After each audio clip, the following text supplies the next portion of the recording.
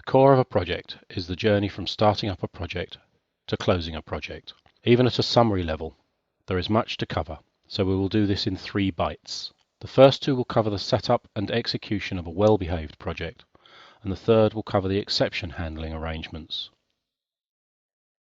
The start point of every project is a mandate produced by some members of either the corporate or the program management.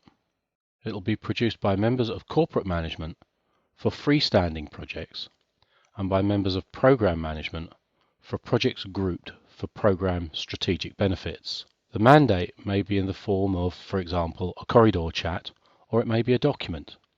It might be at the level of, I have an idea that we need to talk about, or it might be so fully researched as to remove the need for any starting up a project activity and possibly even the initiation stage. The mandate is the triggering input. The official manual says that since it is created before PRINCE2 is in use, its content and format are undefined. Whatever and however it triggers the project, it must as a minimum be capable of allowing those involved to appoint the project executive and the project manager. It must also support exec and project manager to start to engage a team appropriate to the results required. The desired results and the intended approach to achieve them are described in as much detail as compatible with being swift and cheap, while we don't yet know how well this idea stacks up. The results of SU's 6 activities is a team and a plan for the initiation stage. The initiation stage enables the project board to answer the question, is it okay to go ahead and prepare the description of the project's business justification?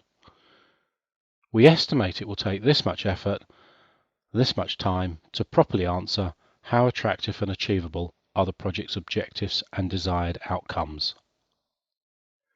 The question is asked at Directing a Project Activity, Authorize Initiation.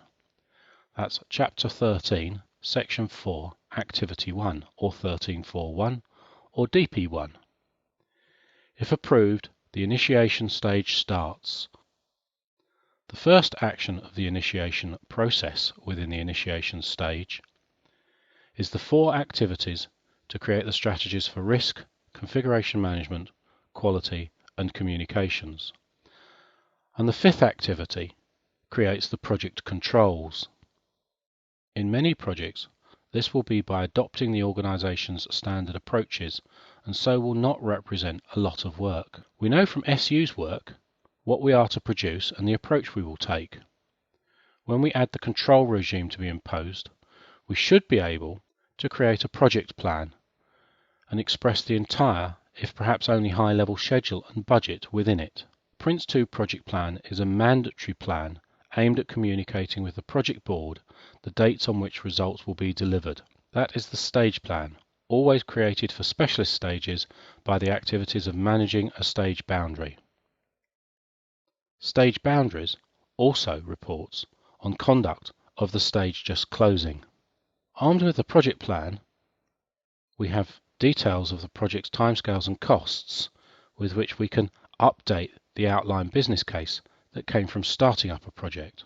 When we have the strategies, the controls, the plan, the stage report, and the next stage plan, then we can provide this information to the project board to decide if first the project is viable, based on the project initiation document, or PID, which is described in Appendix A20 of the official manual, and secondly we can decide if the stage plan is sufficient to authorize the upcoming stage. Let's pause there and then come back to consider how a stage is executed.